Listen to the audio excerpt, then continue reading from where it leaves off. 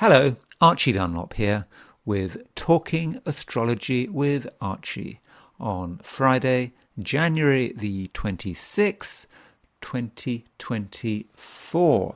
So a couple of days ago I put out a video about Catherine, the Princess of Wales, and looking at what might have been going on with her in terms of astrology, knowing that she has had just been admitted to hospital for quite a lengthy period of time.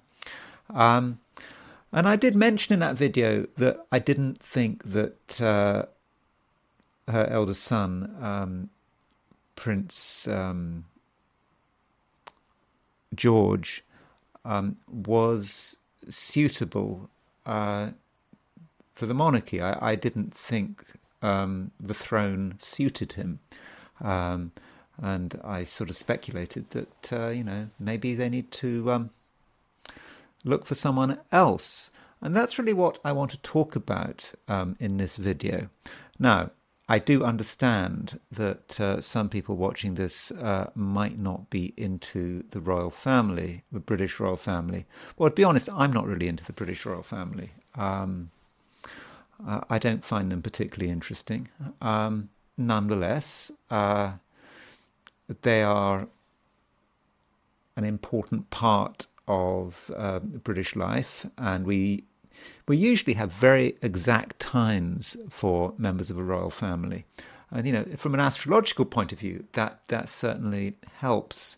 And so, what we're doing with these charts, when we look at the charts of members of a royal family, is we're using them as examples. We're trying to get an understanding of how astrology might be working using their charts. And of course, with members of a royal family, we know all about them. I mean, we know, at least in terms of what we see in public, about what they're doing with their lives. So the royals do make very good candidates for astrological case studies. So I think it's okay to look at the charts of royals, and I understand if you don't find them particularly interesting, but I do think it's useful. Now, there is a further criticism which could be made about what I'm trying to do today, and that is, should I be looking at the charts of these royal children? We shouldn't really look at the charts of children. When I was studying astrology in the 80s, there was an astrology teacher, and she really, I think, if I remember rightly, she told us that, in her experience, it wasn't a particularly good idea to look at the charts of children or to spend too much time analysing them because, they hadn't made any decisions yet. Their lives were just beginning. And is it really helpful to try and speculate with astrology what might be, what they might go through, what they might be like? It's not really very satisfying. Unfortunately, if you're a royal child, it's kind of a bit different, isn't it? I mean, you're in the public eye, like it or not. The time of your birth gets publicly announced. Plus, it's of national interest. What happens to the monarchy is important if you're British. And so, you've got a child, perhaps a newborn child, who is supposedly destined to be king. They can't do anything about it. Well, they can. They can say they don't want to be king, but it's perhaps that's part of the price of being born into the royal family. You get a lot of privilege. You get all your material needs taken care of, but you are in the public eye. So I think it is reasonable to look at royal children. And so in this video, I don't just want to look at Prince George's chart. I want to look at the charts of his brother and sister. I also want to consider the charts of Harry and Meghan's children, because, they are in line to a throne. If I've got this right, the way it goes is after William, Prince George is next. Then it's George's sister, Princess Charlotte. After that, it's her younger brother, Prince Louis, and then it moves on to Harry's side of the family, and then it goes to Prince Archie, and finally Princess Lilibet. So ideally, not ideally, actually, you've got five children to consider, and I do want to consider all five, and I want to ask the question: who actually of those five is most suitable to eventually become the monarch? And I assume that would probably take place in 60 years' time. The great thing about that is I can say what I like, because I'll be dead by the time they become monarchs. So in a way, by the time, if I've got this wrong, I won't be around to take the blame or to get ridicule. So that's what I want to.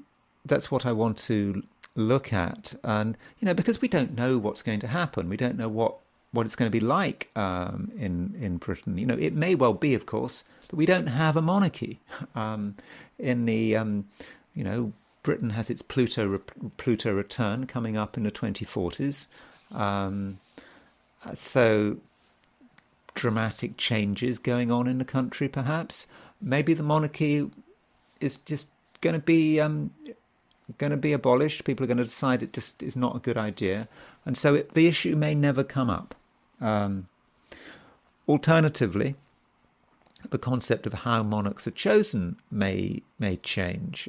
So I don't think it's necessarily absurd to think that Harry's two children might have zero chance of being a British king or queen. I don't think that's absurd at all, because things might change. It might, you might have a situation where people start looking at it in terms of candidates. Who is the best candidate? Okay, it's unlikely, but I think we need to consider all five. Plus, it's an opportunity to look at these five royal children in one video and just consider, who would be the best monarch. But one thing I'm going to say right from the beginning is that you have to exclude Prince George, because he's not monarch material, and I'll be going into that when I discuss this topic. But before I look at the British monarchy, I want to do the astrology and the I Ching for today, which is Friday, January the 26th, 2024. So let's have a look at what is going on today. Now, I am not promising you an exciting day. In a way, today is pretty much a continuation of yesterday. Many of the same themes. So you can see that the moon is in Leo. Still, it was in Leo yesterday. It's still in a sort of full moon position. You can see that the sun is in Aquarius and the moon is in Leo. So the full moon has peaked, but we still get a full moon feeling today. The moon is in the opposite sign to the sun.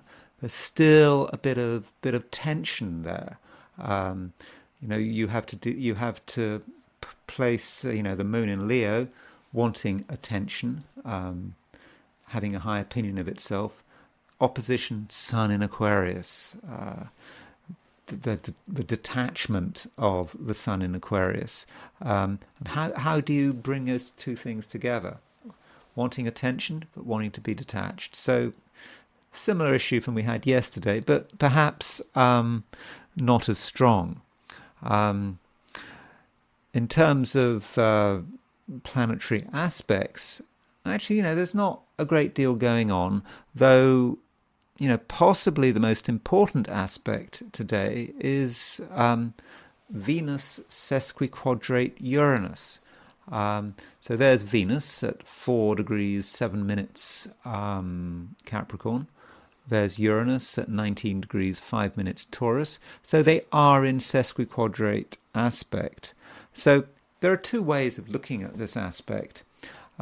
Firstly, we can just look at the symbolism of Venus and Uranus, put them together. Venus is about relationships.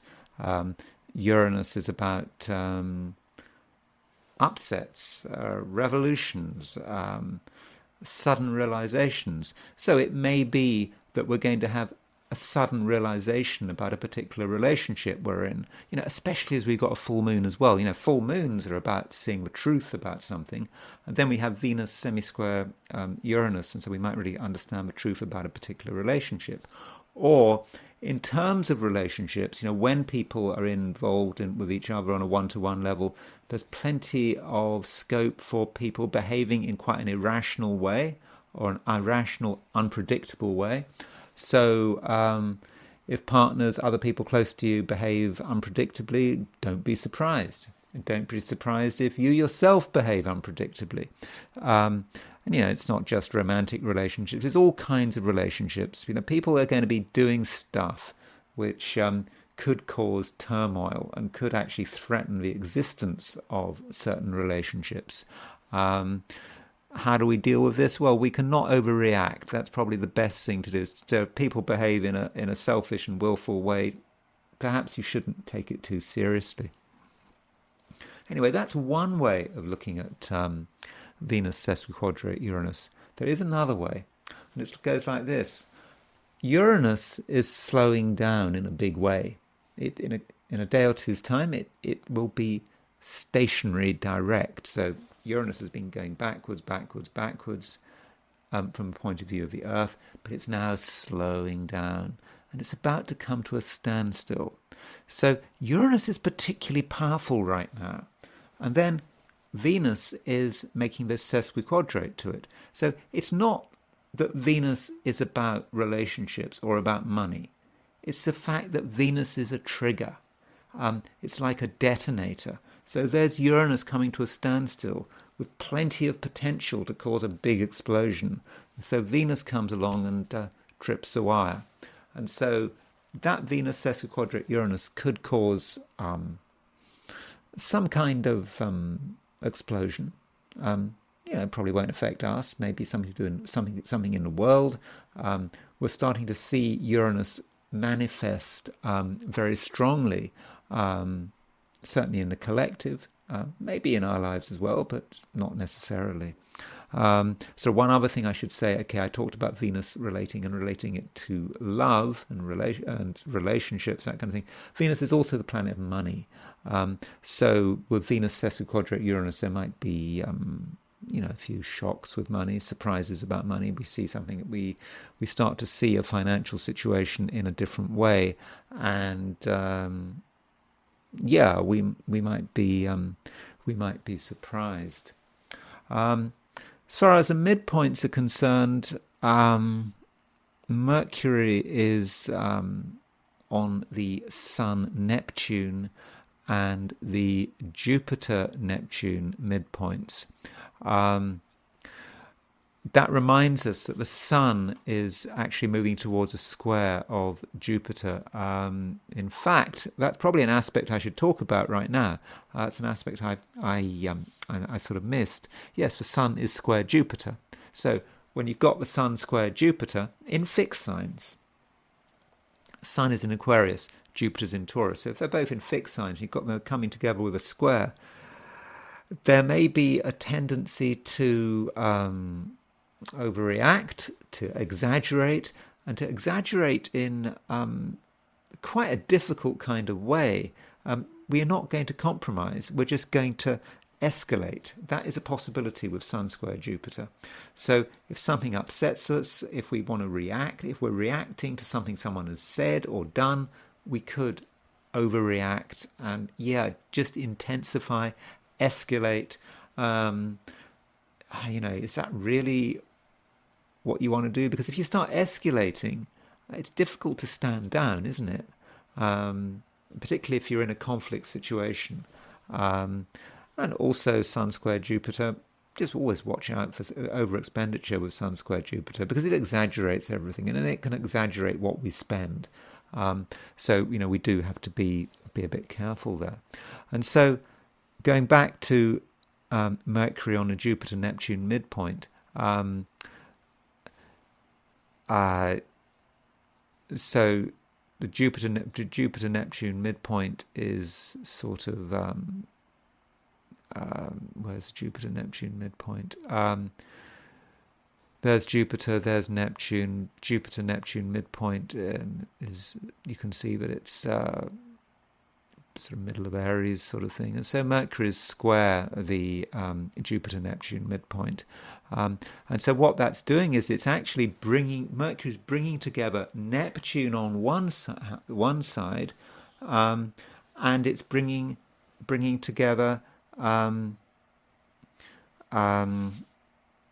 Sorry, let's get this right. It's bringing together.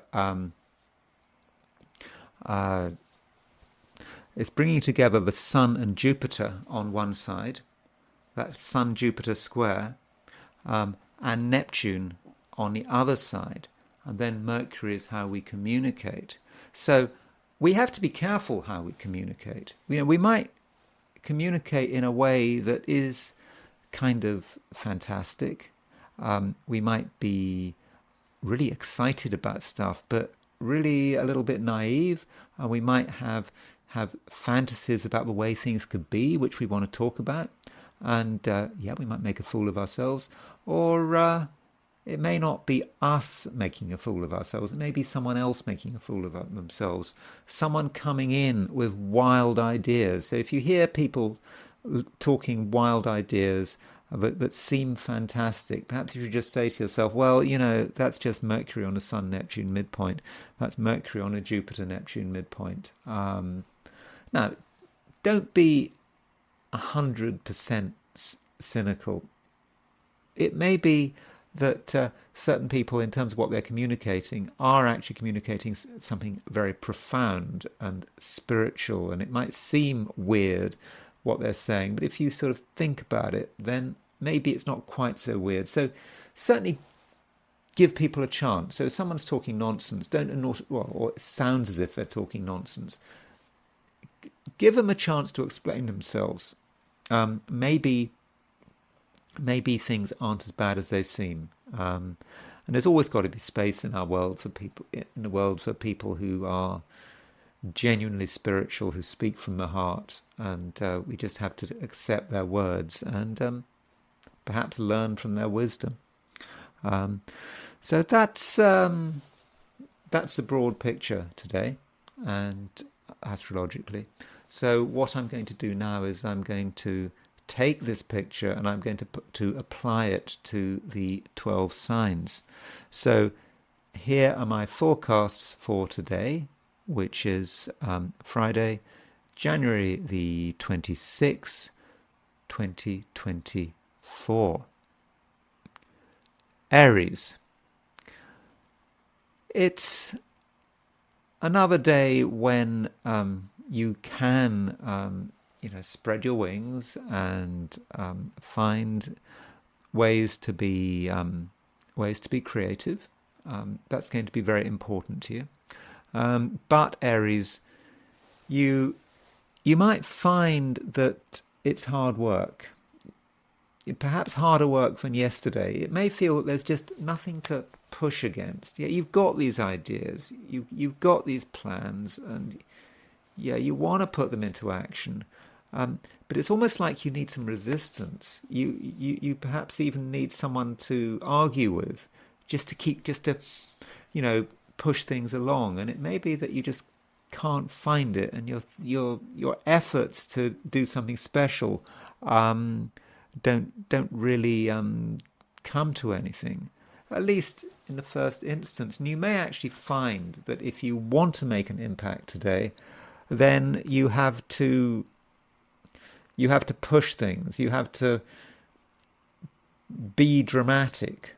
Do something that no one expects. Force people to listen, even if they don't like what you're doing.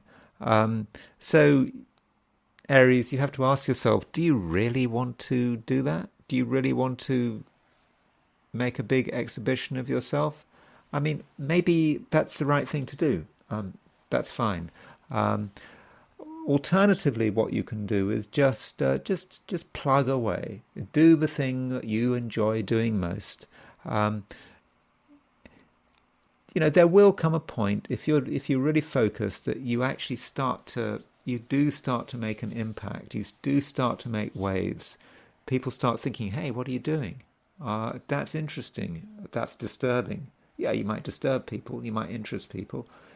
It depends. You might do both, but that's okay. I think in general you're doing something. You're doing something worthwhile. But just don't have too many expectations.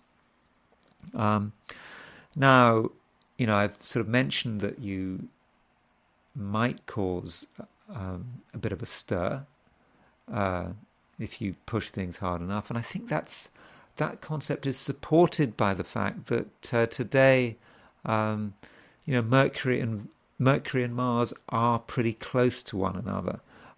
Mercury is a communication planet, and it's conjunct Mars. It's Mercury is at noon at New York time. It's 16 degrees Capricorn. Mars is at 1636 Capricorn. So if you don't like the way things are going, you're going to say something, and through your words, you can really stir things up. Now, as far as relationships are concerned, Venus, which is your relationship ruler, Venus rules Libra, your opposite sign. Venus is 135 degrees from Uranus, and that's quite a tense aspect. You might find that perhaps a partner, someone, the other person, whoever that other person might be, starts doing stuff that you hadn't really planned on, and it might cause a certain amount of confusion. I think, Aries, you do need to be open-minded. So if you see someone, doing strange stuff or saying strange things, try to understand what's going on. You might have known someone for a long time. You might even be living with them, and they just do something unusual. It's quick to condemn someone for doing something unusual, but maybe you should sort of understand what's going on, and try to understand what's what's bothering them or what they're trying to achieve.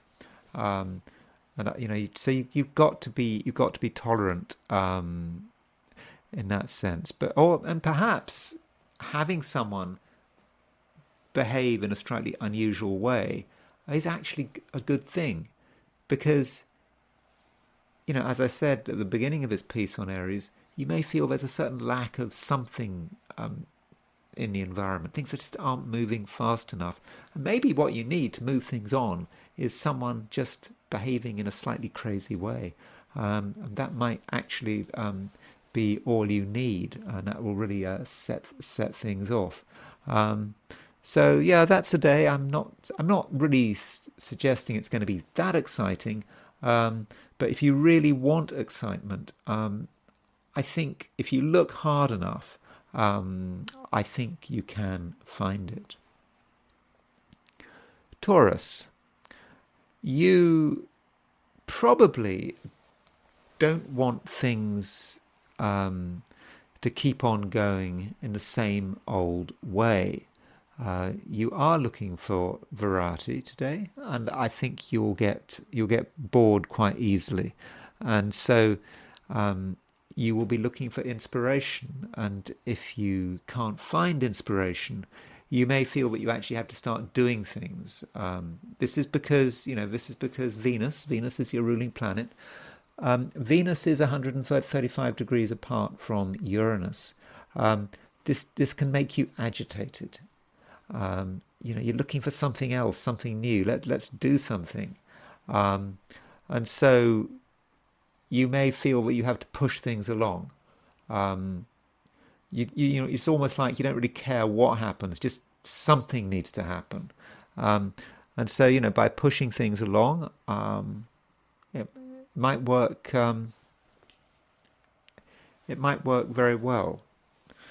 But you do have to understand that Uranus is, although it's a slow-moving planet, it stays in each sign for roughly 7 years, and right now it's moving through your star sign, and in a general sense, you have the capacity to stir things up, to cause chaos.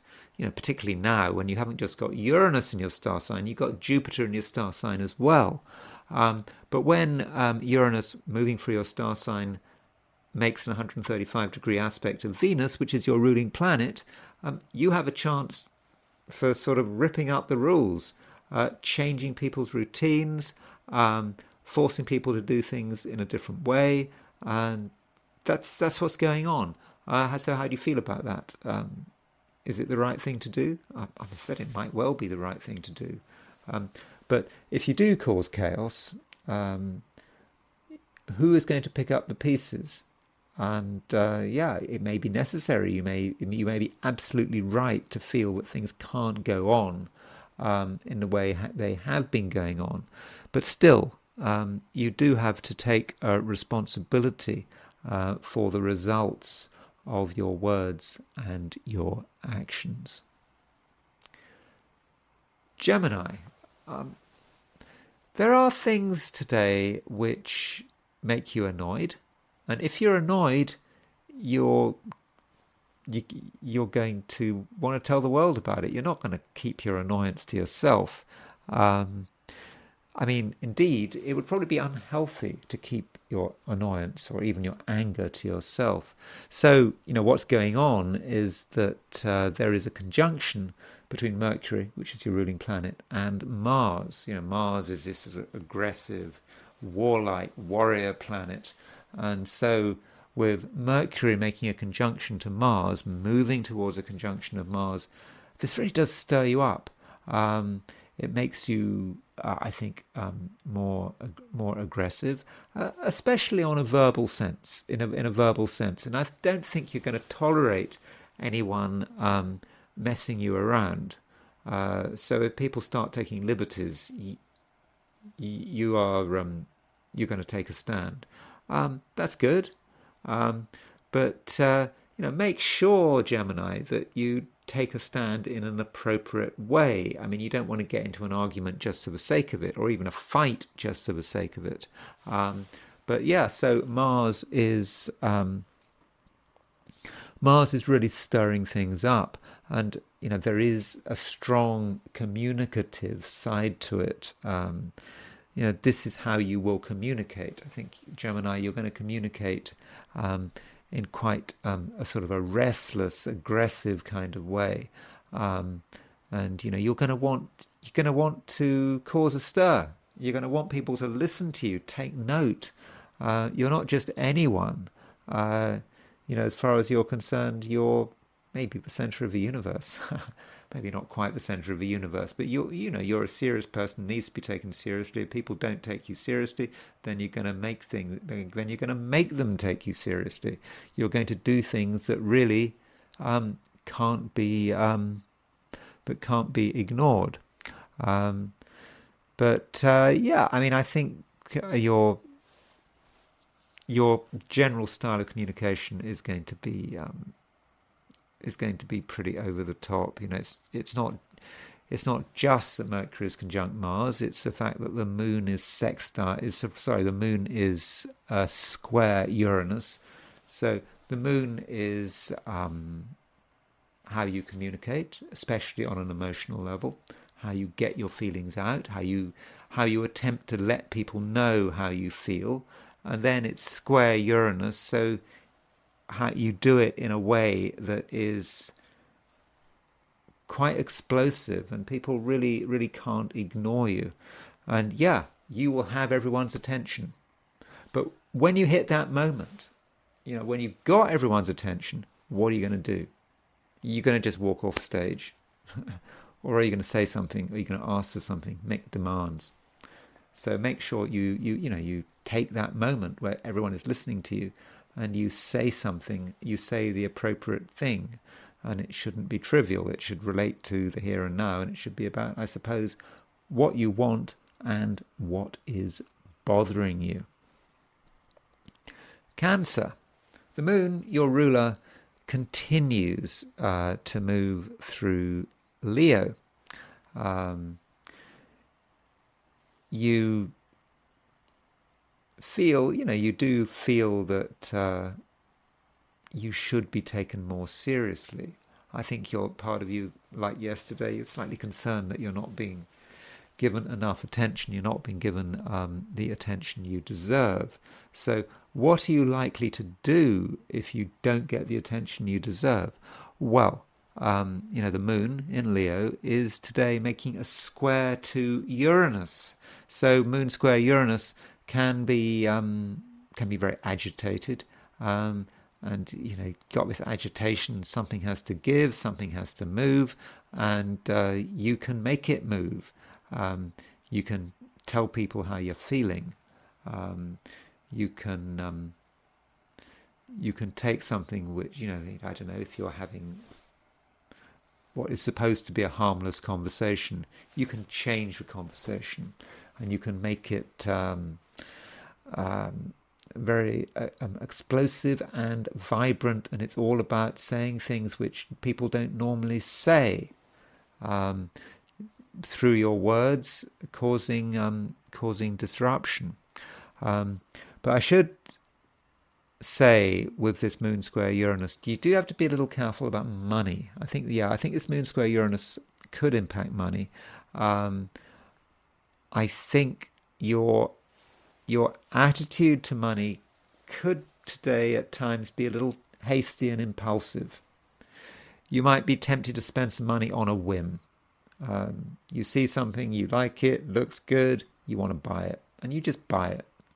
Of course, people can do that nowadays with credit cards. If you were to do that, I think you might regret your purchase. I mean, it doesn't just apply to three, material objects. It applies to, buying food, drink, going to restaurants, maybe going to theatres. That's, you're going to be, in the mood for action. Certainly with friends, and it just is going to be just a reason to spend money that you're probably in the end going to feel that you but you don't really want to spend that money. So in that sense, I think a bit of caution is required. Now, as far as relationships are concerned, I think that things are, a bit less intense than they were yesterday. I think, though, you will be aware that you and someone else do have a fundamental difference of opinion. And perhaps this has started to dawn on you over the last 24 hours that, there's certain things you don't agree on. And there's no point in trying to agree. You just are coming at a problem from completely different angles which can't be compromised. Now, just because you can't agree with someone on one particular topic doesn't mean that you have to fall out, that you have to disagree on everything.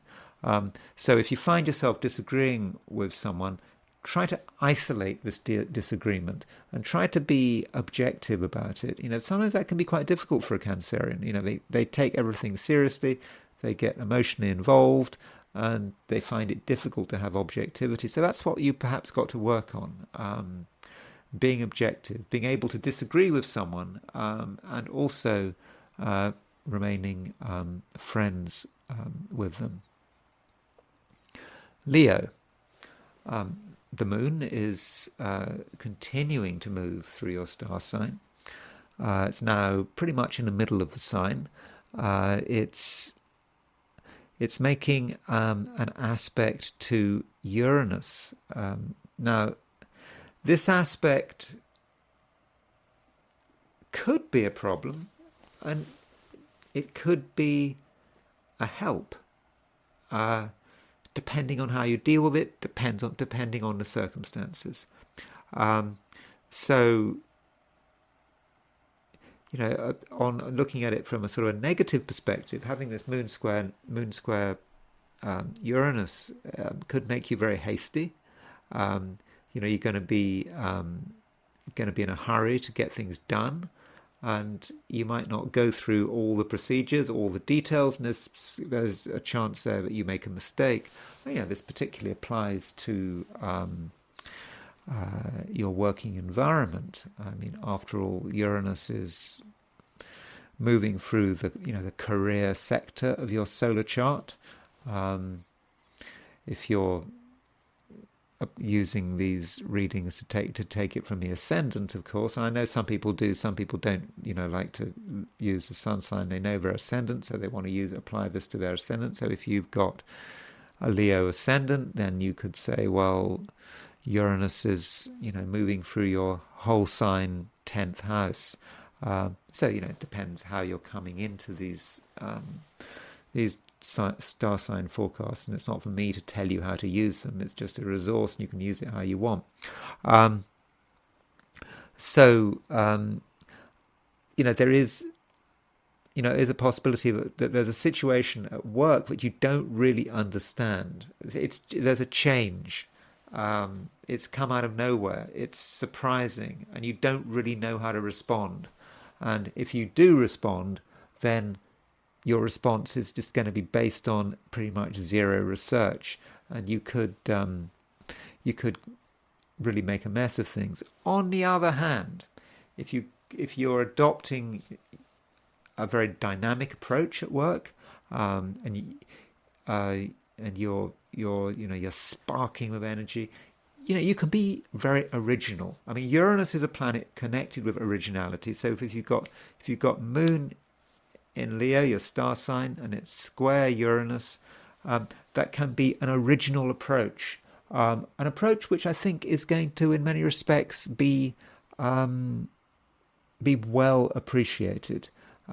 So try to focus on that. Just creating original solutions to long-standing problems. And if you give it some thought, I think that you'll get it right. So perhaps that's something that you need to be working on today. One sort of final word about relationships. There is still a full moon today. It's separate. It's breaking up. But, the moon remains in your star sign, the sun remains in your opposite sign of Aquarius. And so as far as relationships are concerned, I think you're just going to be really aware of how different you and someone else are, how you do have different priorities. And it might, seem amazing that you can have anything to do with each other with such differences. But really, the differences shouldn't be a problem, provided you have a certain amount of objectivity.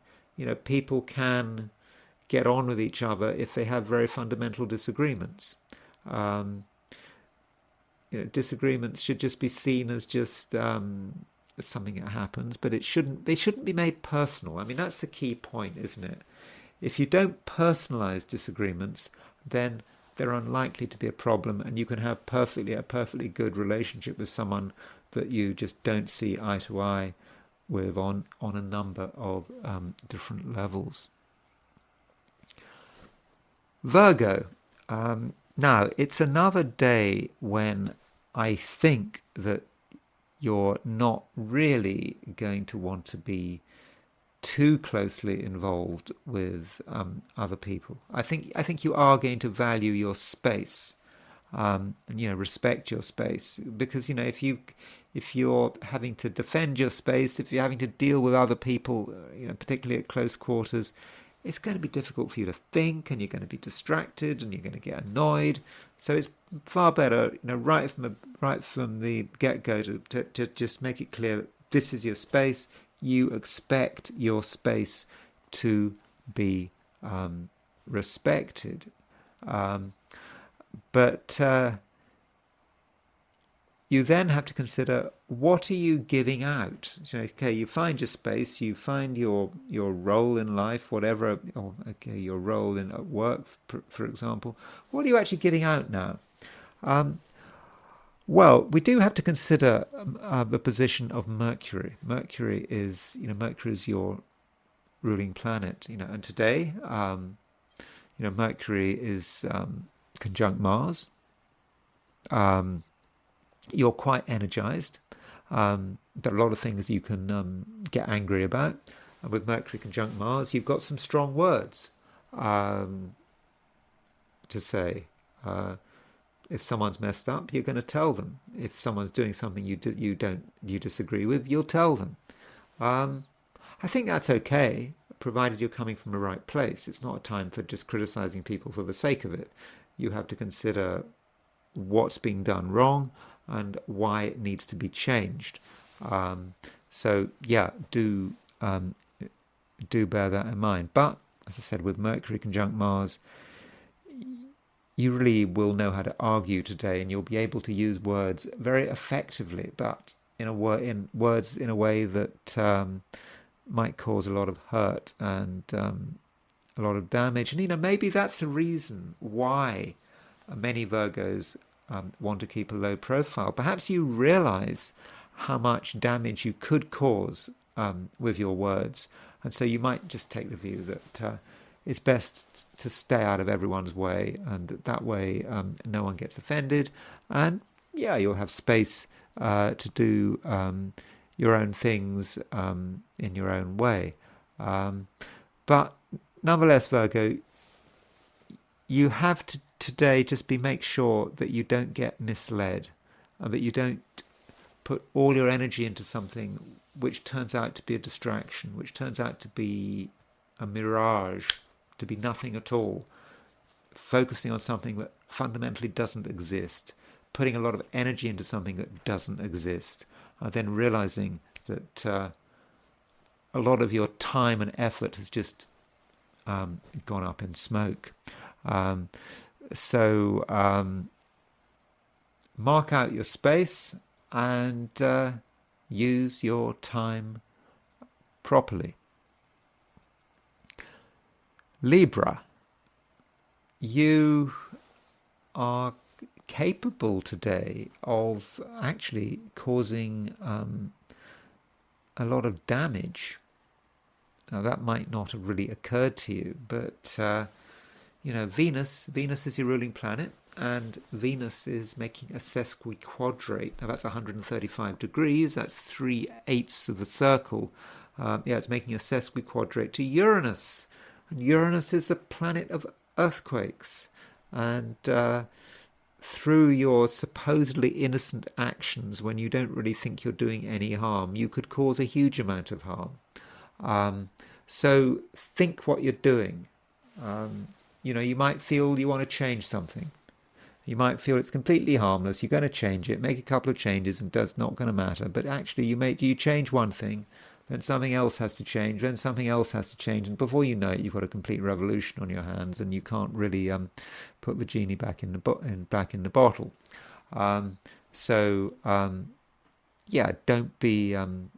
Don't be too hasty there, and also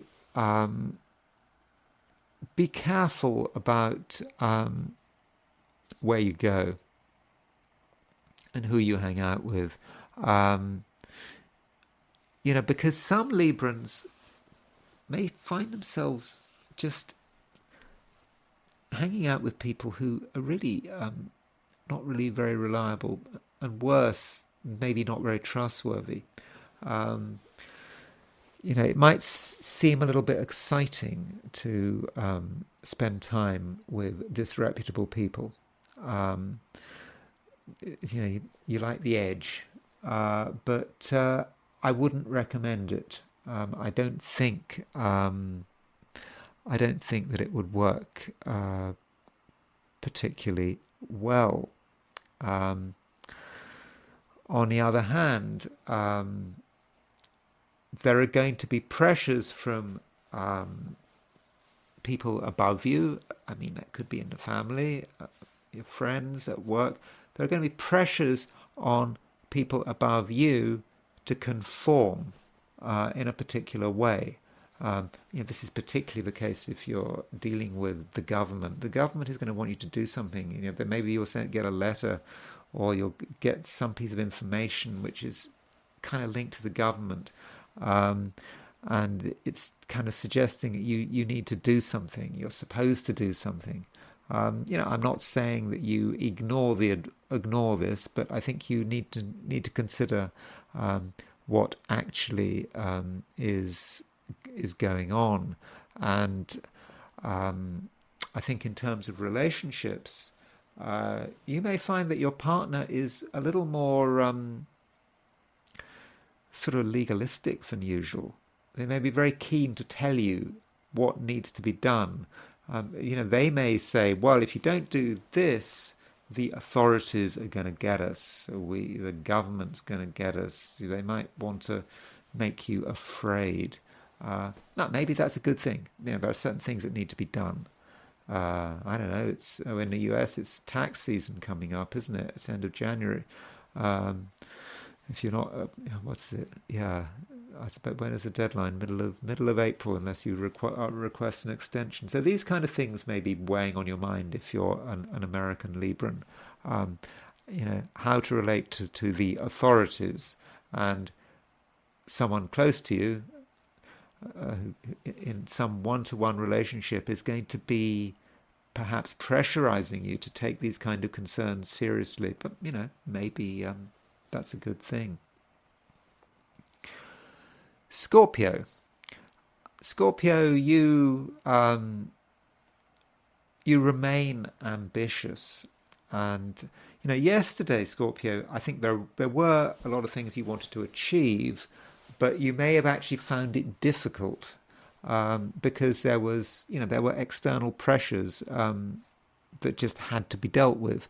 Now, I think that some of these pressures are beginning to subside, and that's because the full moon is beginning to break up, and so you may actually find, if you're working today, that you have more freedom, you have more control, and that you can sort of be yourself and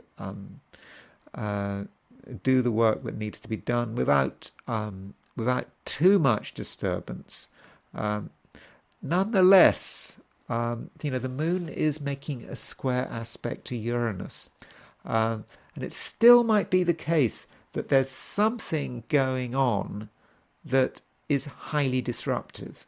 Now, this disruption is probably going to be concentrated on a particular window of time. It may be like half an hour or an hour where it's really difficult to get things done, where there's pressure on you, where perhaps someone is throwing a tantrum and it's just impossible to do anything.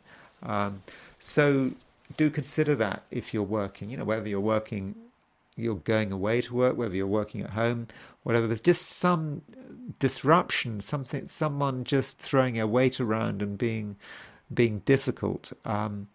You might be tempted to panic, but probably it's actually quite a short-term event, and if you just wait it out, you're just patient, you let someone have their say, and then if you just ignore them, or you just say something reassuring, saying yeah, you understand, I think they'll eventually go away, and then you can, I think, start to normalize the situation.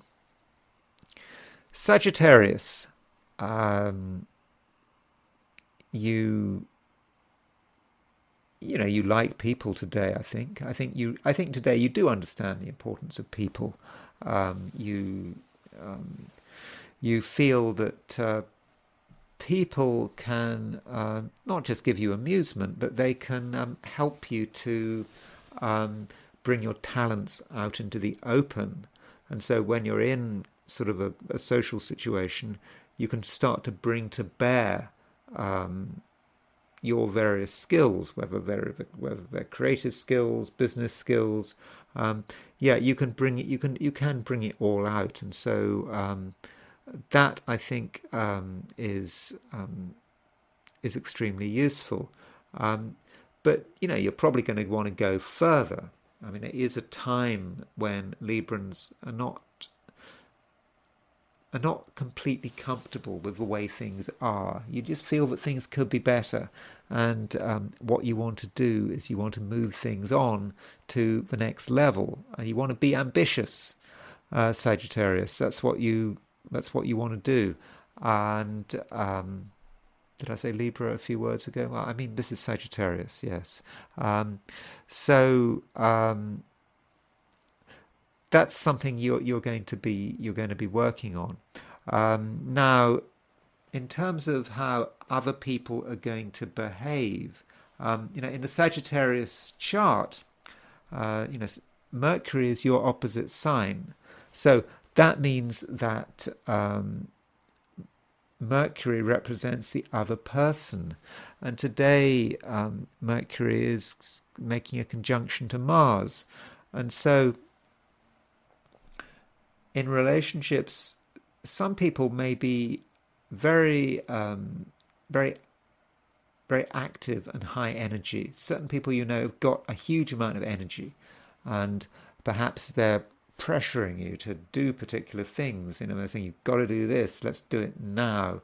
There's a certain sort of impatience there. And, this impatience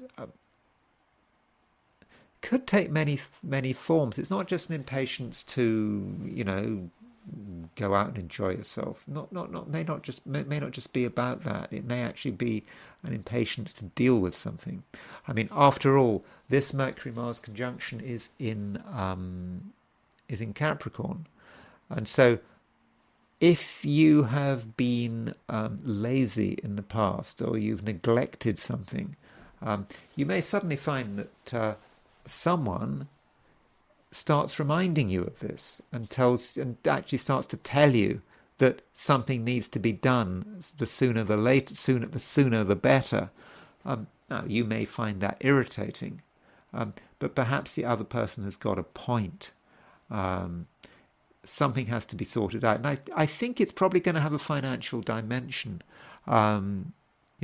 Reason being, this Mercury-Mars conjunction is in Capricorn, and from a Sagittarian perspective, Capricorn often has a strong association with money. So if there's pressure to sort something out, then I would sort it out straight away. Don't just let the thing smolder away. Think that it'll eventually sort itself out of its own accord. No, that's not true. You just have to take the initiative and do what is required to sort things out. And if you do that, you not only will you feel comfortable, but you'll be making other people feel comfortable, and it will, in general, make for a happier world. Capricorn, the moon continues to move through Leo. It makes a square to Uranus. And this moon in Leo may say something about some of the people in your life. I mentioned this yesterday, that there are people in your life who have a high opinion of themselves, that want some flattery, and same for today. Maybe not quite as intense, but it's certainly there. But also people who may behave in a quite exaggerated way, maybe as a way to get attention. If you can't get attention, you have to start doing something, and then you'll get attention. So if you have to deal with attention seekers, and I think you might have to deal with attention seekers, then you do have to adopt the right approach. you can't let attention seekers take up all your time. But attention seekers can't be ignored. Perhaps you need to give them some of your time. Tell them you will give them 5 minutes, 10 minutes, half an hour, whatever it takes to deal with what they're trying to push, what they're trying to push outwards. Find out what's going on.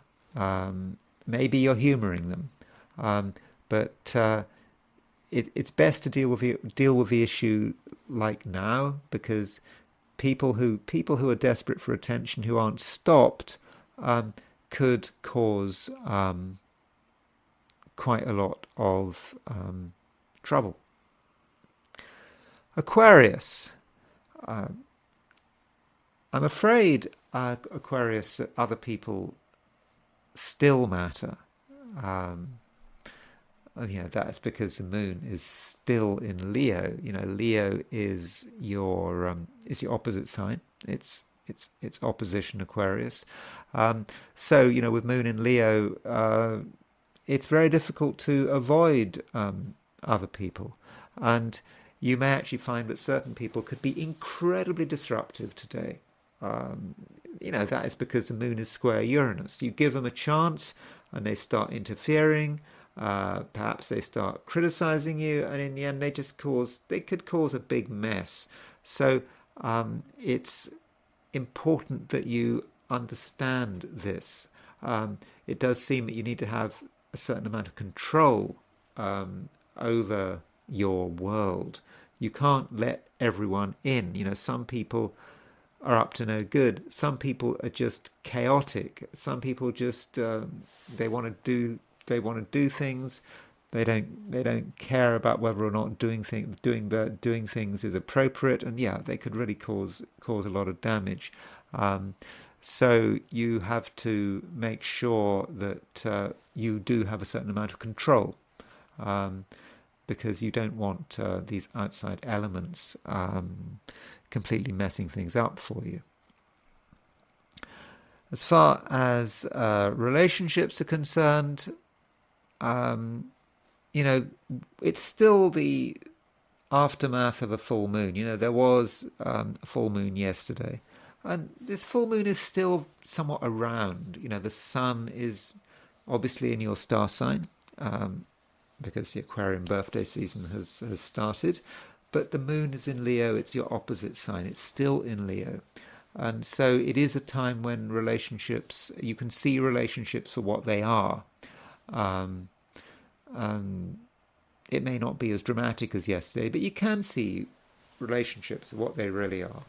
And, because you've got, the truth is staring you in the face, you can then take appropriate action. And I suppose you have to decide what is the right thing to do. But I think what needs to be done, really. Though, always give people space. Give people space to explain themselves.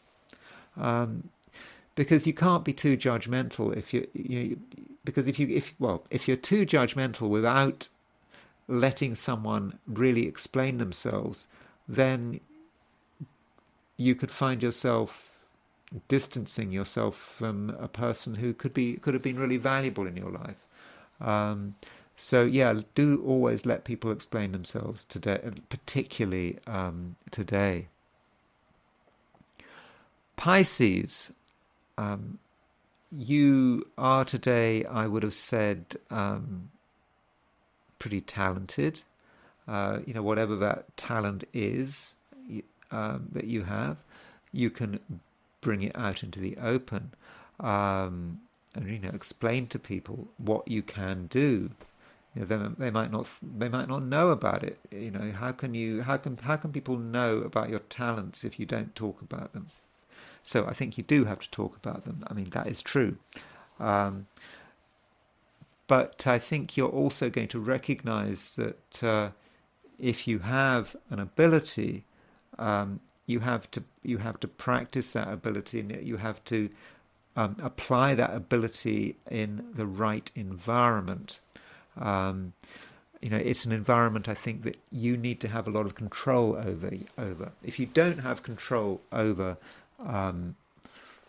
your space, that space all around. If you don't have control over your space, then of course it's not going to be very easy to get things done. Things like clutter can really bring you to, can grind you to a standstill. Yeah, it can happen. Like today, clutter, not just physical clutter, just mental clutter, things you're worrying about, things you're thinking about, all of that kind of clutter, mental clutter, physical clutter, emotional clutter, all of that can completely slow you down, and it can just clog things up, and in the end you could be just ground to a standstill. So what you need is a sort of clean working space, and you can't be dealing with extraneous thoughts and emotions, at least if you want to make the most of everything on offer. There is also your social life to consider. I think actually your social life could work out quite well today, provided you don't fully engage with other people. Just engage a little bit. Just get a sense of what people are saying and what they're communicating. Because, there are a couple of people who are strongly communicating a particular message. No, they're communicating a message with great passion, and they want someone to listen to them. And so, so if you find yourself listening to someone who's really communicating with great passion, now this may be an opportunity for personal transformation. That's possible. Maybe you're being offered a new way of experiencing the world. Alternatively, it could be someone who's just talking too much, talking with great energy and conviction, but nonetheless there's nothing there worth bothering with. So you have to consider that. So when you do come across people who are passionately pushing forward a particular view of the world, you do need to think critically about what the message actually is, whether it's a real message or whether it's just something that is just garbage, someone just exaggerating, looking for attention. So you have to decide what's what, and that's something for you to work on today. So that is the astrology, and I now want to turn to the I Ching. So as always, I ask the question, what is Friday going to be like for those watching the I Ching segment of this video? And I threw 3 coins in the air 6 times. The first hexagram I got was the Wanderer. Now this has come up quite recently, very recently, I think, only a few days ago. So it's come up again. So it must be, for many of us, it must be a continuing theme. So the principle of a wanderer is about someone who is somewhere where they are not fully in control. They're sort of wandering onto sort of alien territory, and they really have to tread carefully. That is the wanderer, a stranger in a strange land. Now, why would we be a wanderer? Now, it might not be, but we are literally in a strange land. We might be at home and still be a wanderer. For example, we might be engaging in a problem that we don't understand.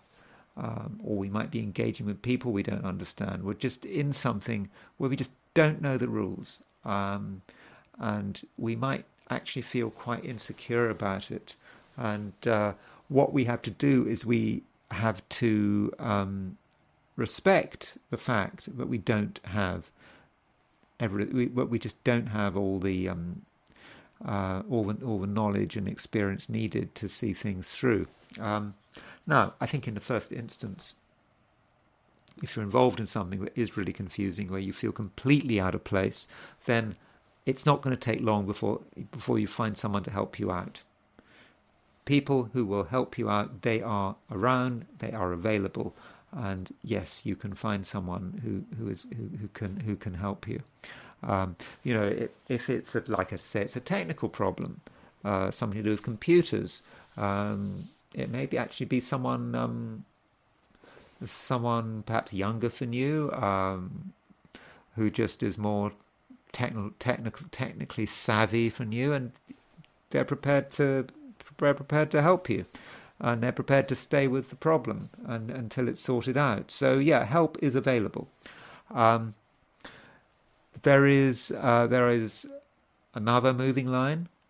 The fifth line moves and the sixth line moves.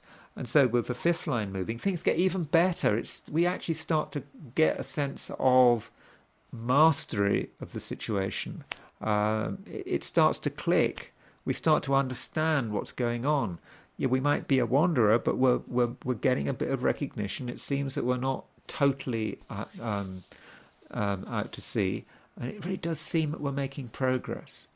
But then, just as we're making progress, just as we're really starting to sort things out, we start to become potentially a bit complacent.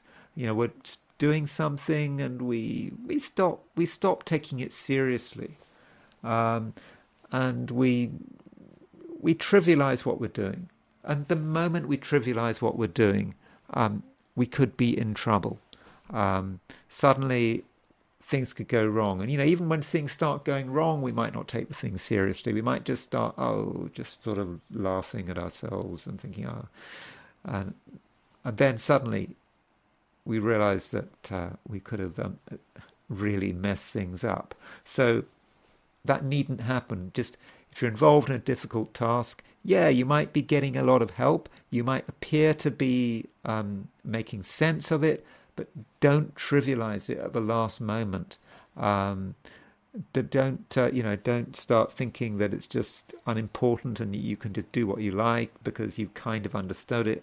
That is not the right approach. Now, this hexagram, the Wanderer, it does switch. It does move to a different hexagram. And it moves to hexagram number 28. Preponderance of the Great. Now, Preponderance of the Great is actually quite a difficult hexagram. It's about a burden. And so, as we try to figure things out, we move from one stage to another stage, and then we realize that we've got a big burden. We're carrying this burden, and we might feel that this burden is literally too much for us, that we just cannot handle it. That we're overcommitted, and I think as there's going to be a stage during the day when we really do feel overcommitted, but we just have to keep going on. We can't just stay still. I suppose it's rather like this video. I don't know how long this video is going to last for. I mean, I've been going on. What can I do here? I mean, I'm in the middle of this video. Can I stop? Can I just hesitate? No, I have to keep going. That's the way it is with Preponderance of the Great. You have to keep going, because if you stop, you're just gonna get weighed down. But by moving, you keep. You might be moving very slowly, but you are moving, and you just have to be able to take that burden, because I think in most cases, although it is very difficult, I think it is actually manageable. Of course, it's not I'm not talking about a literal burden. I mean, if you're literally carrying a bag of rocks on your back, then no, I wouldn't suggest that you carry on. But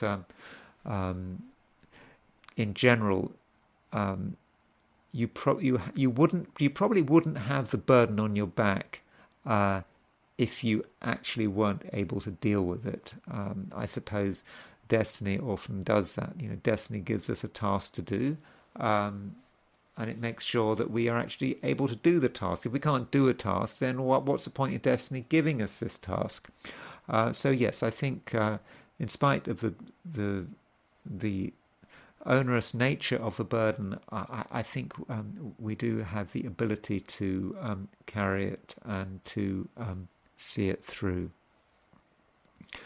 So that is the I Ching, and I now want to turn to the astrology, and I want to particularly turn to some royal charts. Now, I wanted to just start off by looking at the chart of England. England, as in Christmas Day 1066 at noon, which was the coronation of King William I. One might not like him as a king, but this was nearly 1,000 years ago. But reality is, he won the Battle of Hastings. He defeated the Saxons, and he became king. And he was crowned on Christmas Day 1066. It says December the 31st on that chart, but it is, don't worry, it is December the 25th. That's just the way the program works. Now, the reason I'm pointing to this chart to begin with is that I want to just remind us of Pluto. Pluto is at 350 Pisces. Now, Britain has England, and by extension Britain, has its lunar return, has its Pluto return in the 2040s. That's I think sort of early mid 2040s. I think so. It's a bit of time. It's only 20 years left, and that Pluto return could specifically affect the monarchy because Britain has had this long line of monarchs, are almost uninterrupted. I had this history teacher. And she said that it was all about dates, and we had to learn stuff. We had to learn loads of dates. We had a date list, and it said for example, 1713 Utrecht, and we had to remember that, and we were tested on it. We weren't told what happened at Utrecht. I mean, it was a treaty, but and she also said we had to memorize the houses of the British monarchy, and she had this thing we had to remember. We had to learn. No plan like yours to study history wisely. So no was Normans, plan was the Plantagenets, yours was Yorkists. No plan like, that's like would be Lancastrians. Yours, Y, was Yorkists. Right, no plan like yours. Two, Tudors, T. S, study, Stuarts. History, H, Hanoverians. Wisely, Windsors. So anyway, if you want to remember the houses of the British monarchy from 1066 onwards, remember he was the first Norman, William this first. Remember that. No plan like yours to study history wisely. So, and I suppose the history teacher did achieve her aim. I know which order the houses of the British monarchy come in. I mean, it does get a bit confusing because the Windsors were originally the Saxe-Coburg Gothas, but did they change their name because of the First World War and the Germans became unpopular? But anyway, this is the beginning of the run of royal houses. And so I think this chart does have relevance to the British monarchy, and there is a Pluto return coming in the 2040s. Maybe that's going to be it. Maybe monarchy will be irrelevant. or maybe it'll be changed. So if we're talking about who is going to succeed Prince William, I mean, he's not even king yet. I mean, maybe he'll never become king, but assuming he becomes king, who is going to succeed him? Maybe no one will succeed him, and maybe this discussion about who's going to succeed him is just a complete waste of time. And 2040s, that's when Pluto goes into Pisces. I think I was looking at life tables, death tables at my age, and God, I'm now 61, so I think I worked out that statistically I've only got a 50% chance of actually seeing Pluto in Pisces. If you actually look at the life tables, that's something I sometimes do. Anyway, so that's England. So now there's the issue of Prince George. Now, I've said in a couple of days ago that I do not believe that Prince George will be king. I don't think he'll want to be king. I don't think he's a suitable monarch. And so let me just go over it again. I looked at his chart a couple of days ago. I'm just going to look at his chart again one more time. This is Prince George's chart. He was born on July the 22nd, 2013 at 4:24 p.m. In London. And what is incredible about Prince George's chart is that he has no planets in air, and he has no planets in fire, unless you count Uranus in Aries. But Uranus in Aries, it's a generational planet. It stays in the sign for 7 years. In terms of the traditional planets, he doesn't have any fire or air. Now, you can generalize fire and air as the positive planets. Earth and water are the negative planets. So that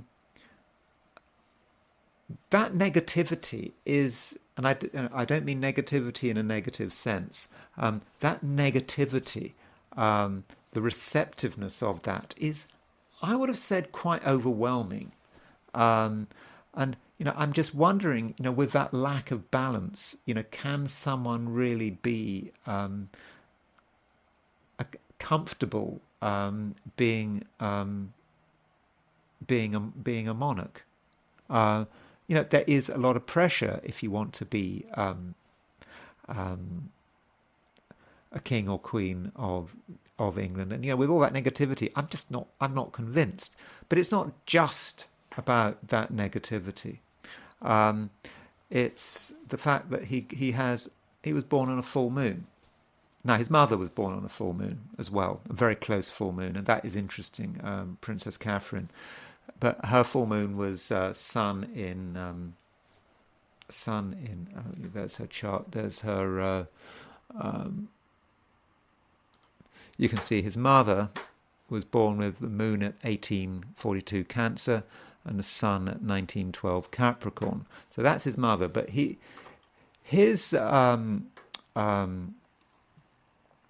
full moon is in the opposite signs, and that full moon is quite stressful because his moon is put under a lot of pressure there. The moon is really important. Now, his mother had moon in Cancer. Moon in Cancer is in its own sign in Cancer. George has the moon in Capricorn. The moon is in its detriment in Capricorn. So the moon doesn't actually work particularly well in Capricorn. And then it's moving to an opposition of the sun. And when you put together the fact that he has got all of those negative planets in his chart, no positive planets except for Uranus, and he's got a full moon, that suggests to me that he really is someone who is just too receptive, too sensitive. With that full moon, there are going to be great swings, moving from one thing to another. That moon in Capricorn, moon in Capricorn, actually, it often has quite a selfish streak to it. I know that's a generalization. I've known people with moon in Capricorn in my life. I get on well with them. I mean, I don't mind people with moon in Capricorn. There's nothing bad about people with moon in Capricorn. But moon in Capricorn can be selfish. There's a certain sense, perhaps, of self-absorption there. And too much self-absorption can be a problem. I know it's kind of his grandfather, Prince Charles, has perhaps been accused of self-absorption. But I think in his case it could be quite extreme moon in Capricorn opposition the sun. And I think that moon opposition the sun is moody. I think there is a moodiness to this chart, which is not given any relief. I mean, I think what would give some relief is some planets in air signs, some planets in fire signs, but there's no relief to that. And I think that there is an introspection to that chart. Now, you might say, but he's not like that at all. I don't know. I have not done any research on what these royal children are like as people. I've deliberately not done any research. People change. If you read that he's a happy, outward going person right now, at a particular age, things can change. And I think that the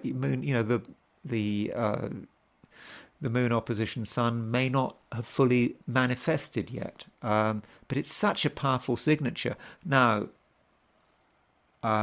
if you have been watching my videos, you will know that I'm not an enormous fan of Chiron, but I started putting Chiron into my charts because I know some people like Chiron.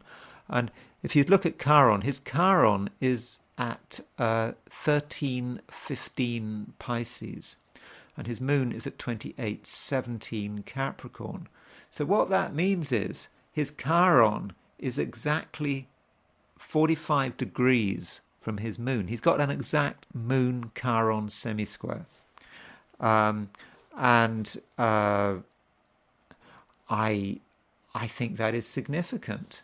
I mean, Chiron is about some kind of wound, the standard wounded healer thing. And I think that Chiron does intensify this feeling of a sort of wounded sensitivity there. And of course, Chiron is also making a sesquiquadrate to his sun, not as closely. It is a bit off, but we can say, in general, that Chiron is 45 degrees, not just from the moon, but from the sun-moon midpoint. So he's got Chiron on the sun-moon midpoint. So that means that Chiron is, if you take the view of, Charles Harvey says that, you've got to look at what planets are on the sun-moon midpoint in his book Working with Astrology. Recently we looked at Janis Joplin's chart, and she had Jupiter aspecting the sun-moon midpoint. So for Prince George, he's got Chiron aspecting the sun-moon midpoint. Now, that may mean that he has the capacity to be a healer, that he can really help people. But that's not the same as being a king. I don't think kingship is his vocation there. Now, as well as all that, we've got a grand trine in water. There's Saturn for Scorpio, Neptune for Pisces, and we have got a Mars-Jupiter conjunction at 5-6 Cancer. So grand trine in water, that's nice. Is it? I've got a grand trine in water. Grand trines can actually be a bit of a problem because they're too easy. Things just flow, particularly in water. Yeah, I've got a grand trine in water. I can just get completely distracted. I mean, I'm not really a watery person. Perhaps that makes it even more difficult. I might have control of my water. But anyway, that's me. We're talking about Prince George. So he's got his grand trine in water. So there's just lots of flow. His emotions are just flowing, flowing, flowing. You might say, well, okay, Saturn is perhaps controlling it, possibly. Saturn is prepared to create some kind of sort of discipline there, but it just adds to the fact that it's just all feeling, it's all water. This is not what we want to see in a king. And to make matters more, more sort of difficult, he has got Neptune. There's Neptune. Neptune is on the Mars-Saturn midpoint. Neptune on the Mars-Saturn midpoint can be really difficult. I mean, the Mars-Saturn is about delay, frustration, death, and then he's got Neptune on that. So it can sort of indicate someone who is very what should I say? There's a fear there. There's a sort of a nervousness. He can just see that life is difficult, I think, with Neptune on the Mars-Saturn midpoint. I don't want to go any further with describing Neptune on the Mars-Saturn midpoint because that's just being overly negative. But I just think we're just overall getting a picture, to me, of someone who just is not suitable to be a king of England. Now, I should say that from a Vedic perspective, we may get a slightly different view. And I'm just going to quickly look at his Vedic chart just to show you what I mean. Now, if you look at his Western chart, he's got Saturn in Scorpio. You see Saturn's at 4 Scorpio. That means his Saturn goes back into Libra. And the Vedic chart kind of gives an alternative view. Now, it's not an alternative view that changes my mind, but I'm just doing this for the sake of balance. So looking at his Vedic chart, so his Vedic chart shows that he's got, see, this is the ascendant, everything goes back, Saturn's gone into Libra. And it's in his 12th house. So it's, on the surface, it doesn't look very good having Saturn in the 12th house. But it's Saturn in Libra in the 12th house. And Saturn is exalted in the 12th. It's exalted in Libra. So from a Vedic perspective, actually his Saturn is quite strong. Now you could say, well, he's got Saturn conjunct the North Node and opposition the South Node. I mean, I think that might also create some problems. But I'm trying to be, with the Vedic chart, I'm trying to be a bit positive here, just to give an alternative view. And in Vedic astrology, there is this system called Shad Bala, which is sixfold strength.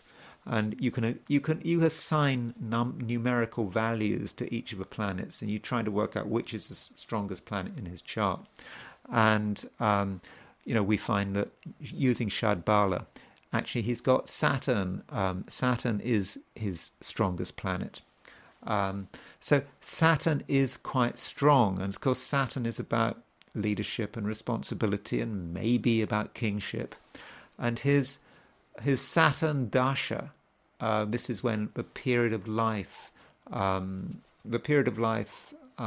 is ruled by Saturn starts in 2067, and it runs through until 2086. So in 2086, his father will be 100 and, off the top of my head, 105. So I think it's likely that his father will die sometime during his Saturn Dasha, and I don't think I'm being morbid here. I think that's obvious. I'm not using astrology. I mean, all things being equal, Prince William is probably not going to live statistically beyond around 105. So Saturn is possibly going to be the period when, if the monarchy still exists, when his father dies, during this period between 2067 and 2086. And Saturn is quite well placed. It's in its exaltation, and so you could argue that if George can get through without giving up the throne or deciding he doesn't want to be king, you could say Saturn is going to start kicking in, and because Saturn's got Shadbala, because it's the strongest planet in the chart, we can see kingship at that stage. That is another way of looking at it. But my analysis here is fundamentally in terms of Western astrology. But we should not ignore Vedic astrology, and it may be that a Vedic astrologer would take a different view. Going back to Western astrology, I think it would be a good idea to consider other contenders for the throne. And so, if you looking at the comments and what people say, people often mention Princess Charlotte as being a potential monarch, as being a queen. Now, before I look at her chart, I just want to remind us about the chart of Queen Elizabeth. What made Queen Elizabeth potentially a good queen, if you're into the monarchy. A lot of people seem to be very fond of her memory. And she's got Saturn in Scorpio on the midheaven. That's a great signature for being a monarch. A strong Saturn, and it is a strong Saturn, because you can see Saturn is in Scorpio, the sign of Mars, and Mars is in Aquarius, the sign of Saturn. So she's got Mars-Saturn mutual reception, and that Saturn on the midheaven is a powerful sign of being an effective monarch. So perhaps that's something we should be looking for. I'm not saying we're going to find it, but having a good Saturn like that, I think is going to matter. Of course, it depends on the situation. If we look at the chart of Charles II of England, he was born in 1630. He's got a Sun in Gemini. It's a far more free-flowing midheaven, not Saturn. He's got North Node, Sun, and Mercury in Gemini. But that was a different situation. He became king after 12 years of the Commonwealth, where basically you had this very strict puritanical government for 12 years. Sort of a bit like the Taliban running Britain for 12 years. Well, not quite, but it was pretty austere. And so having this new king with the restoration, and people had more artistic and creative and dramatic freedom. So that perhaps reflects his chart. But that was Britain in the mid 17th century. For the moment, I think it might still be good to look at to focus on the Queen's chart as a sort of as perhaps as a model. I mean, that might be incorrect, but okay. So looking at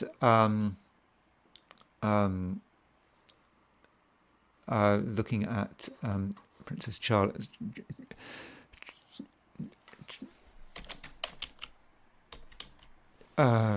Oops, have I had that? Here we are, looking at Princess Charlotte's chart. So she was born on May the 2nd, 2015. So she would be If George doesn't want to be king, I suppose I don't know what happens if George has heirs, has children, and then decides he wants to be king. But let's just keep it simple for the time being. So, do we see kingship or queenship rather in this chart?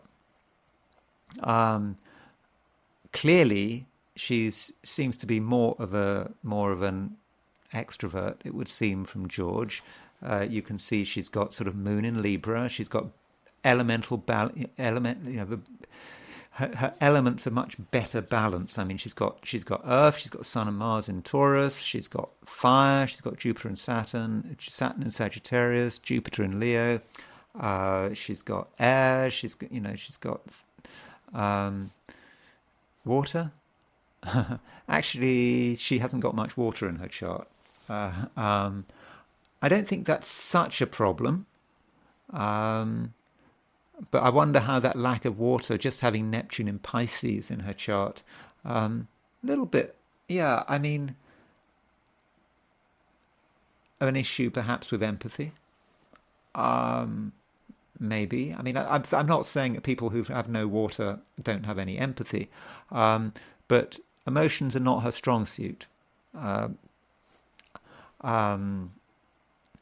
The Queen, has a reputation for being tough and not getting emotional, but she had stuff in Pisces. I mean, so the Queen Elizabeth II, she had Venus in Pisces, and Saturn in Scorpio.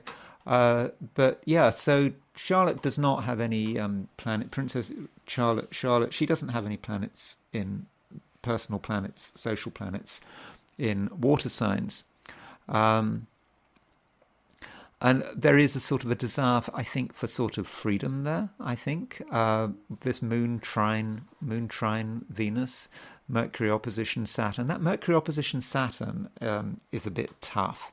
I don't know, Mercury opposition Saturn is someone who is capable of using words to great destructive effect. Mercury is a very intelligent Mercury in Gemini, but it's opposition Saturn, and with that lack of water, that could be a bit scary. That doesn't mean to say she can't be queen, but just looking at that chart, I know people say that she's the one. Perhaps if you don't think that George is going to be is suitable for the king, that Princess Charlotte is the one, but I don't know. I don't completely feel it. I don't know. It doesn't strike me as being the chart of a monarch. I don't think she'd take. I don't think she would take kindly to the limitations on her of being a monarch. Plus, I know that obviously in terms of popularity, when she actually became queen, if she became queen, with that lack of water and with that Mercury Saturn opposition, maybe she might sort of lose some of her popularity. But I'm not convinced by that chart. So let's look at her younger brother.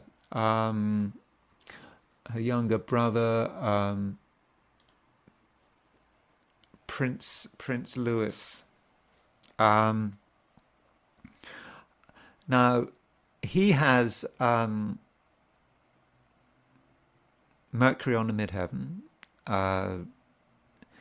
He has there. I mean, Mercury it's a very communicative Mercury on the Mercury in Aries on the midheaven. He's got sort of moon. I know it's in the second house in whole signs, but the moon is quite close to the ascendant, and the moon is trine Mercury. So that's a very nice sort of communicative thing. That moon close to the ascendant, Mercury close to the midheaven. In terms of elemental balance, he's got fire. He's obviously got Mercury and Moon and Mercury, and Uranus in fire signs. Earth, Sun and Venus in Taurus, and Mars and Saturn, very earthy. And he's got Jupiter in Scorpio. That is a traditional planet. So it's not a great deal of water, but there's something there. Now this Saturn, I think you do perhaps need a strong Saturn, particularly if you are following through with, the Queen Elizabeth II model. So Mercury, the Sun is trine Saturn there. So having the Sun trine Saturn, I think, is useful. Sun trine Saturn does, particularly in Earth signs, does provide a certain amount of discipline, and I think he could be king. I get the feeling that that Charlotte probably would not take kindly to the process of being king. As I said, George, I think, is temperamentally unsuited, but I think it might work, and I think that with the moon trine Mercury, he does communicate well. Although the moon in Leo can be quite weak in Leo because it has no dignity there. The moon is in the sign of the sun, and the sun is in the exaltation of the moon. So there is sort of a mixed mutual reception between the sun and moon. And I think that helps. So the moon isn't as bad as it looks. And in terms of other charts, that sun at 3 degrees Taurus, the sun 3 degrees Taurus is the degree of the moon's exaltation, and I think that's really useful, and that really helps that mixed reception between the sun and the moon. So I think, although it appears that the sun and the moon are in square with each other, sun in Taurus, moon in Leo, I think there's a good relationship there between the sun and the moon. Plus the fact that the sun is trine Saturn, that provides sort of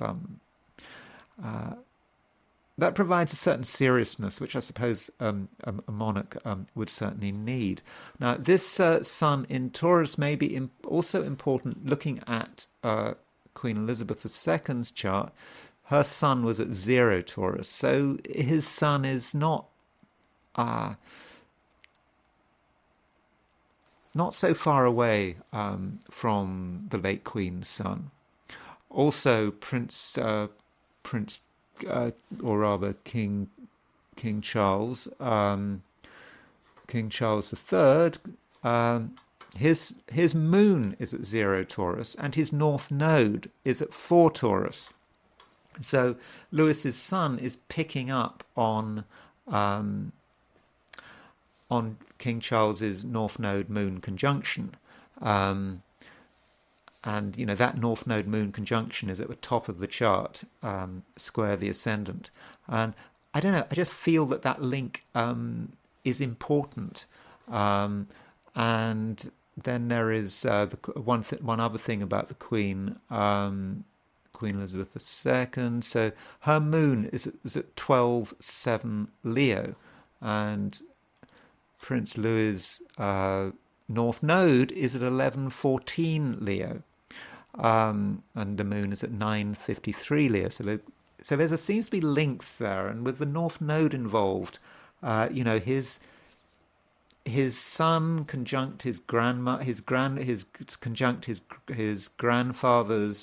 north node, his north node conjunct his great grandmother's moon, and just the overall look of the chart makes me think that of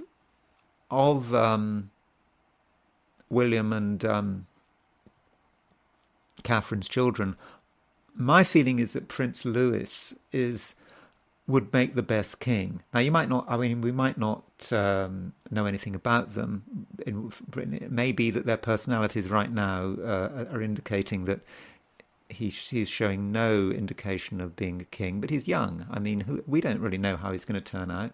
But we do, because we've got astrology. And so of the three, I would have said that Prince Louis is the one that they should be pushing to take over the country when when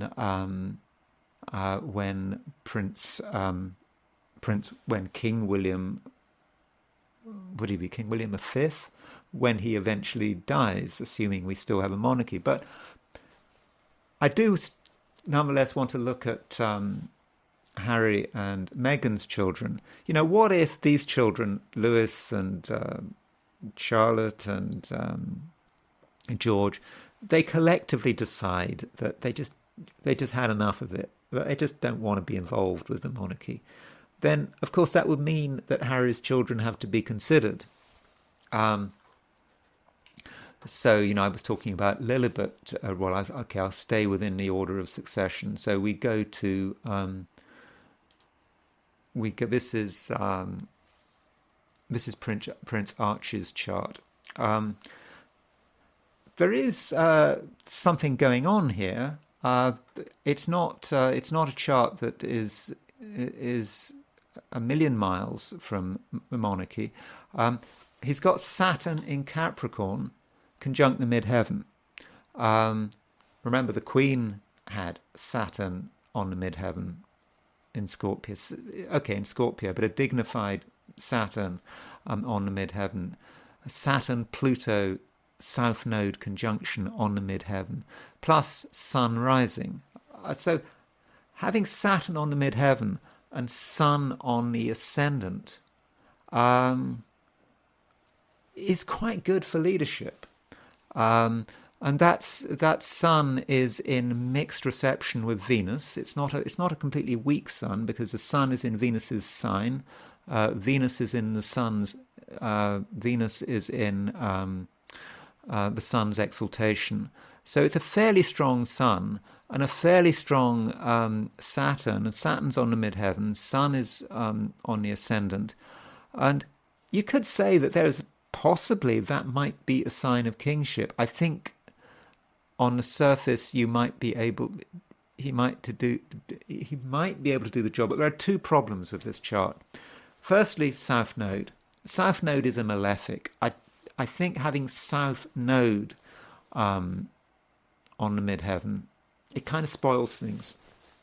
If it wasn't for the South Node, I would be thinking perhaps that Prince Archie might have been the right person, might be even better suited from Prince Louis. Also,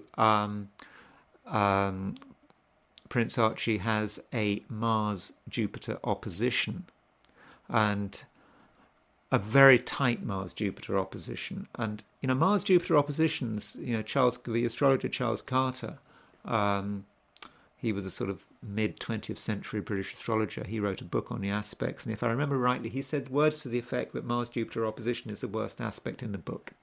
It doesn't know when to stop. There is a certain sense of too much energy there, too much energy scattering. You know, could you really trust someone to be king with a Mars-Jupiter opposition? Well, okay, I'm sure you probably could, and you know, lots of people have Mars-Jupiter oppositions, and then nothing goes wrong in their lives. But I think that Mars-Jupiter opposition is possibly high risk. And I feel that the Mars-Jupiter opposition plus the South Node on the midheaven possibly rules him out, almost. I mean, he's almost there, but I think not quite. One other thing I should point out is that Prince George has a Mars-Jupiter conjunction in the 8th house. And I didn't go into that, but, you know, I talked about Prince George's being quite introspective, and but I think if you go back to his chart, let me just go over Prince George's 8th house, because I haven't really gone it because I forgot to mention it. Prince George, by the way, he has, if we're using a Placidus house system, he has an immense 8th house. He's got Jupiter, Mars, Mercury, and the Sun in the 8th house. You know, I talked about his sensitivity and his introspection and all that 8th house. I mean, I think that really further gravitates against him wanting to be king and being an effective king. And plus the Mars-Jupiter opposition, the Mars-Jupiter conjunction in Cancer. I don't know where that energy is going. maybe he can throw that energy into doing something wonderful, but I don't think that energy is going to work well in terms of him being king. Finally, I wanted to. There is Lilibet. So could she be an effective queen? Um, well, she has, there's her midheaven, Sun North Node in Gemini, um, in the Placidus 10th house. That might indicate that she could be successful. I mean, remember, and Mercury. That's a bit like Charles II's chart in the 17th century. Um, so, that might work. Her sun, her moon is, she has got, her moon is in Aries in the 8th house. So that could be a bit problematic there, but it is in mutual reception to Mars.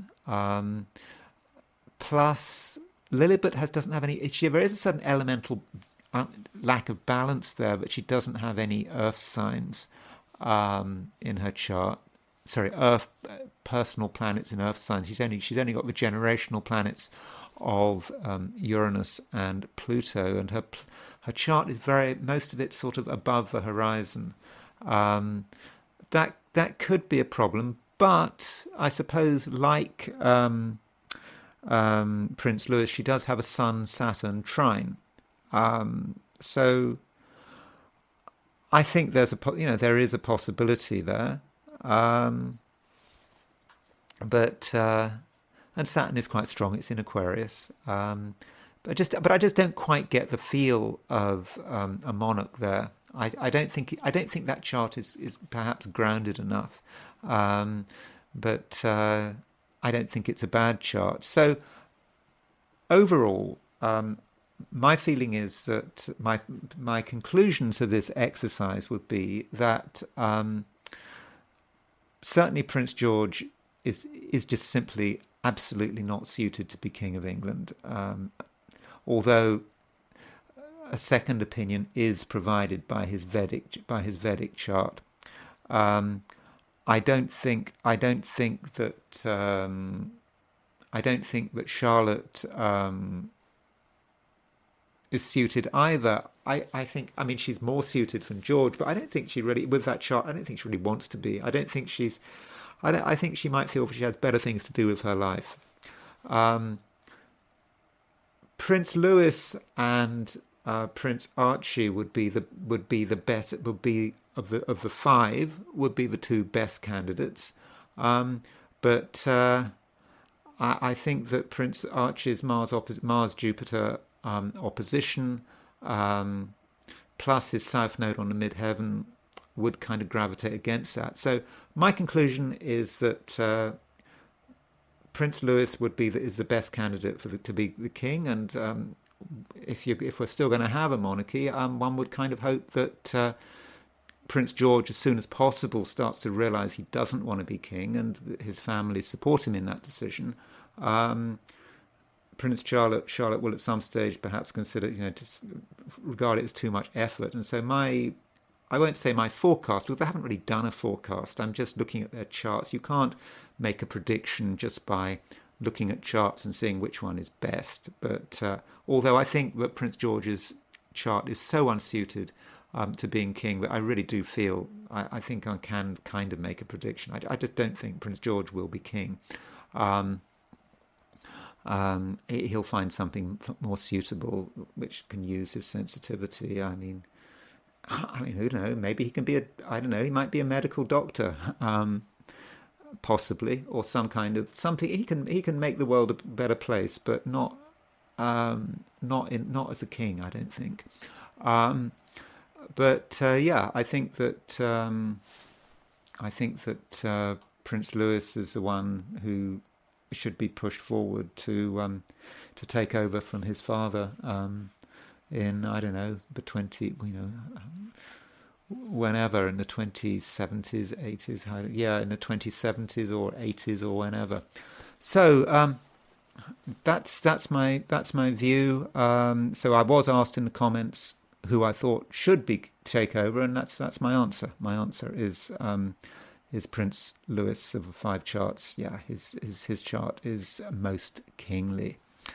Okay, anyway, that's all I'm going to say for today. As I said, I'm not in here to express my opinions on the monarchy. And maybe what I'm doing here is it's just an exercise. It's just a theoretical exercise in astrology, and it doesn't mean anything, perhaps. And by the time Prince William dies, I will have been dead for a very long time, and so this video will have been forgotten, and I won't have to hang around and take the blame for making for my poor astrology. Okay, yeah, thanks again. Thanks very much for listening. I hope you found this video useful or entertaining, or perhaps both. If you enjoyed the video, I would be grateful if you liked it. If you're not subscribed and you enjoyed the video, feel free to subscribe. And if you want to buy me a coffee, there is a link in the description. So thanks again for listening, and I will talk to you again tomorrow.